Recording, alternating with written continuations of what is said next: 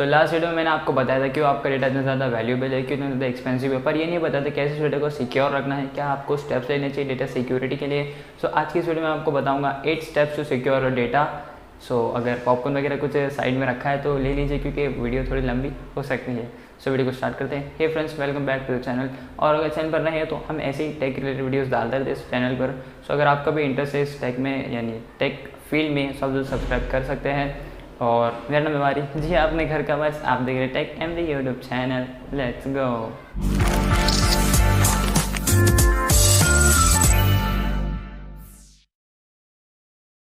Step 1, Google security check. आपका जो Google account है या जीमेल अकाउंट है, ये बहुत ज़रूरी है, क्योंकि ऑलमोस्ट हर जगह पर आपका जीमेल है, गूगल अकाउंट ज़रूरी होता है, रिक्वायर्ड होता है। वैसे दोनों सेम ही होते हैं।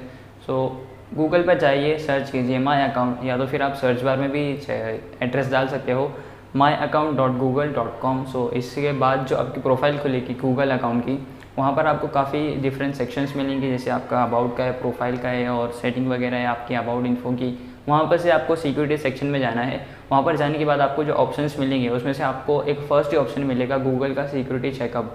वो सिक्योरिटी चेकअप आप कर लेना, उसके अंदर आपको कुछ सजेशन भी बताएगा वो, और अगर कुछ वल्नरेबिलिटी रहेगी या फिर कुछ अगर रिस्क वगैरह होगा तो वहीं पर आपको शो करेगा। उसमें जो भी सजेशन देंगे आप उसको एक्सेप्ट कर लेना या टर्न ऑन कर लेना, या तो फिर जो भी डिटेल्स ऐड करने बोले वो ऐड कर लेना। वहाँ से अगर आपके अकाउंट में कुछ ऐसी हैकर वगैरह की एक्टिविटी हुई, या तो फिर कोई नया डिवाइस साइन इन हुआ है जो आपके नज़र में ऐसा कोई होगा नहीं, आपके रिलेटेड कोई होगा नहीं, सो वहीं पर शो करेगा न्यू रिसेंट एक्टिविटी में। उसके बाद में अगर आपने आपकी रिकवरी ईमेल नहीं ऐड किया है तो वो भी ऐड कर लेना है, क्योंकि अगर आपका अकाउंट हो सकता है, चलो मान लो आप उसका पासवर्ड भूल गए या फिर हैक वगैरह हो गया, सो आप उसको वहाँ पर आपकी रिकवरी ईमेल डाल के उसको वापस रिकवर कर सकते हो उस अकाउंट को। अगर वो कभी ब्लॉक वगैरह हो गया, या तो फिर आप उसका पासवर्ड भूल गए, याद नहीं आ रहा, तो वहाँ पे आप रिकवरी ईमेल ऐड करोगे, या वो आप चाहो तो खुद की डाल सकते हो, दूसरी कोई आईडी होगी वो, या तो फिर आपकी दोस्त वगैरह की डाल दो जिस पर आप ट्रस्ट रखते होंगे, वो सब की। और ये सब सिक्योरिटी चेकअप करने के बाद अगर आपने 2 स्टेप वेरिफिकेशन में ऑन नहीं किया है तो आपको सजेशन में बताएगा ऑन कर लीजिए। सो ये ऑन करने के बाद आपका फ़ायदा ये होगा कि आप जब भी लॉगिन कोई नया डिवाइस करोगे, सो आपका जो मेन डिवाइस होगा उस पर एक ऐसा पॉपअप आएगा कि नया डिवाइस लॉगिन हो रहा है, कौन सी जगह से हो रहा है, मुंबई महाराष्ट्र से हो रहा है, कौन सा डिवाइस है, एंड्रॉयड डिवाइस। तो अगर आप उसको अलाउ करोगे तो ही वो उसको साइन इन करने देगा, नहीं देगा नहीं तो वरना। सो ये भी ऑन कर लेना आप। Step 2, changing passwords. यानी जब भी आपने नया जीमेल या फिर कोई नया अकाउंट साइनअप किया रहेगा, सो उसका अकाउंट का जो पासवर्ड रखोगे आप, सो वो बहुत टाइम से वही चलता रहेगा। सो अगर आपका अकाउंट इन केस ऐसा होना है तो नहीं चाहिए, इन केस अगर आपका अकाउंट या फिर आपकी जो लॉगिन डिटेल्स वगैरह है कभी ऐसी हैकिंग वगैरह में चले गई, सो आपका क्योंकि पासवर्ड वो पुराना ही होगा, सो आपका अकाउंट हो सकता है खतरे में आ जाए। सो अगर आप फ्रीक्वेंटली आपके पासवर्ड्स को चेंज करते रहोगे, मंथली बेसिस पे, वीकली बेसिस पे या डेली बेसिस पे, तो उतना ज़्यादा ही आपके लिए अच्छा होगा। क्योंकि अगर ऐसे कुछ डेटा लीक वगैरह होती है, सो आपका पासवर्ड और यानी पासवर्ड अगर आपने फ्रीक्वेंटली चेंज किया है, सो उस पासवर्ड से वो लॉगिन तो नहीं होगा। इसलिए आप जितना हो सके उतना पासवर्ड को थोड़ा चेंज करने की ऐसा ट्राई कीजिए। आप मंथली बेसिस पे भी कर सकते हो, वीकली बेसिस पे भी कर सकते हो, अगर डेली बेसिस पे कर सकते हो और भी ज़्यादा अच्छा होगा। पर क्योंकि हम ज़्यादा पासवर्ड भूल वगैरह जाते हैं, सो वीकली बेसिस या मंथली बेसिस पे करोगे तो ज़्यादा अच्छा रहेगा, बेटर रहेगा, ताकि ऐसा कभी कोई डेटा ब्रीच होता है, लीक होता है, सो उसके अंदर आपका जो पासवर्ड है वो पुराना होगा और नया नहीं होगा। सो सेकेंड स्टेप आपका चेंजिंग पासवर्ड्स, जो भी आपकी आईडीज़ वगैरह रहेगी।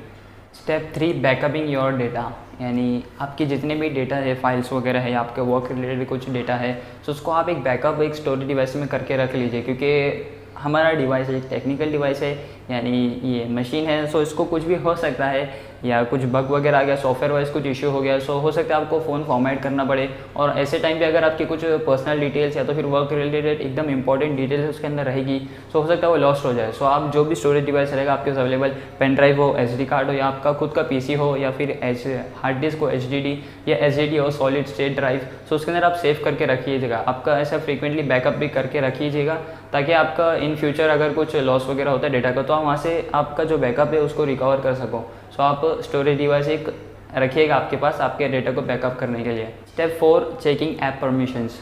जब भी आप कोई प्ले स्टोर से नया ऐप डाउनलोड करते हो, जो भी उसका जो भी रिलेटेड वर्क हो, सो आप बस ऐसे ही एप्लीकेशन देखते हो या गेम देखते हो, बस उसको इंस्टॉल कर लेते हो, और एक चीज़ जानना या फिर देखना भूल जाते हो जब आप उसके अबाउट सेक्शन में जाओगे या जो भी अपग्रेड्स वगैरह हैगी उसके नीचे, यानी जो उसकी डिटेल्स होती है उसके नीचे एक सेक्शन होता है अबाउट करके। उसके बाद में आप जब उसको एकदम नीचे तक स्क्रॉल करोगे तो उसके अंदर आपको जो उसका डेवलपर है वो उसकी कॉन्टैक्ट इन्फॉर्मेशन या तो फिर जो भी उसके अंदर डिटेल्स वगैरह है उस ऐप की वो नीचे शो कर दी है। उसके एकदम नीचे होगा एकदम लास्ट सेक्शन में ऐप परमिशंस। सो वहाँ सर आप अगर ऐप परमिशन पे क्लिक करोगे तो आपको पूरी परमिशन बताएगा, यानी ये ऐप इंस्टॉल होने के बाद क्या क्या एक्सेस करने वाला है आपकी फ़ोन की परमिशन। हो सकता है अगर वो कोई कैमरा का ऐप हो तो उसको जाहिर सी बात है कैमरा या तो फिर ऑडियो, ये जो ऑडियो रिकॉर्डिंग की परमिशन है उतनी ही मिलनी चाहिए।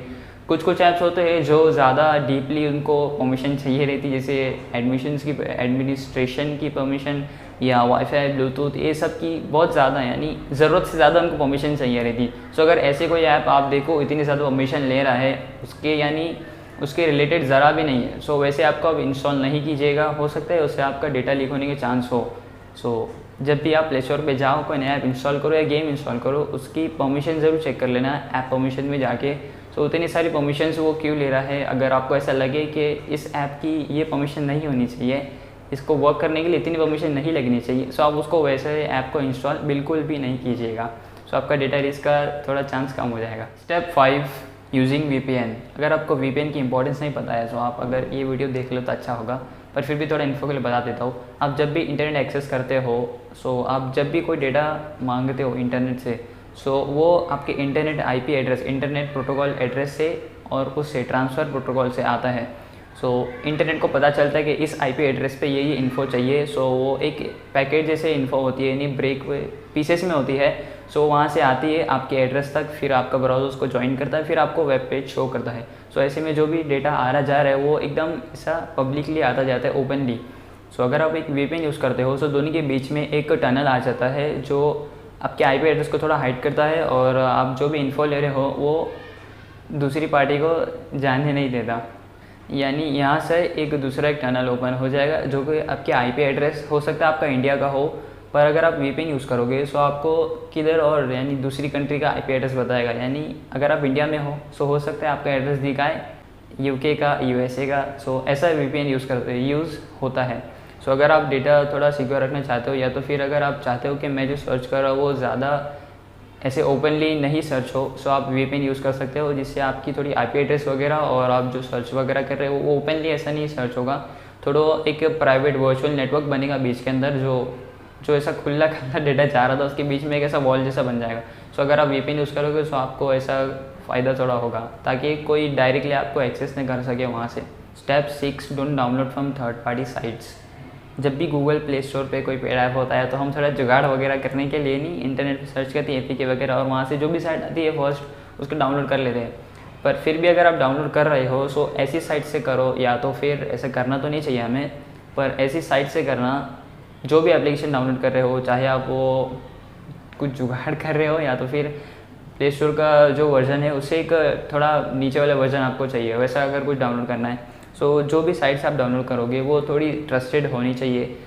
ऐसी साइट से करना जो थोड़ी ट्रस्टेड हो, क्योंकि थर्ड पार्टी ऐप ज़्यादातर ऐसी होती है जो आपके सिस्टम में कोई नया कोड ऐसा इंजेक्ट कर ले जो डेटा वगैरह ट्रांसफ़र करे, या कोई ऐसा कोड इंजेक्ट कर दे जो वायरस वगैरह हो, या तो फिर ऐसे कुछ डेटा स्टील करने के लिए लोग आपके एक्सेस ले लेते हैं स्मार्टफोन की। सो जब भी आप थर्ड पार्टी से डाउनलोड करो सो ऐसी साइट से करना जो ट्रस्टेड हो, जो आप जानते हो, जो आपको बहुत पहले से पता है कि ट्रस्टेड वेबसाइट होगी, वो ऐसी साइट से डाउनलोड करना।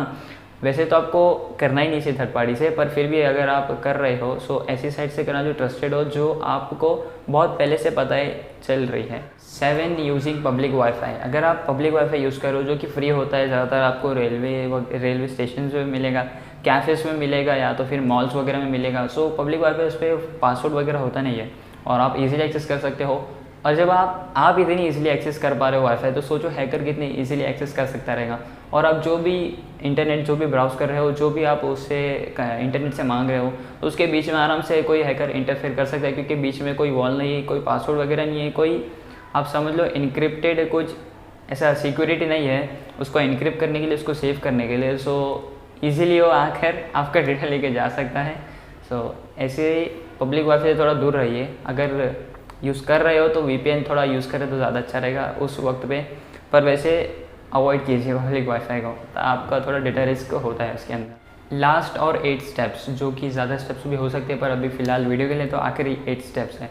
सो आखिरी हमारा जो 8 स्टेप है वो है साइट सेटिंग, यानी क्रोम अगर आप ब्राउज़र यूज़ करते हो या कोई और भी ब्राउज़र यूज़ करते हो तो उसके अंदर एक साइट सेटिंग्स होती है।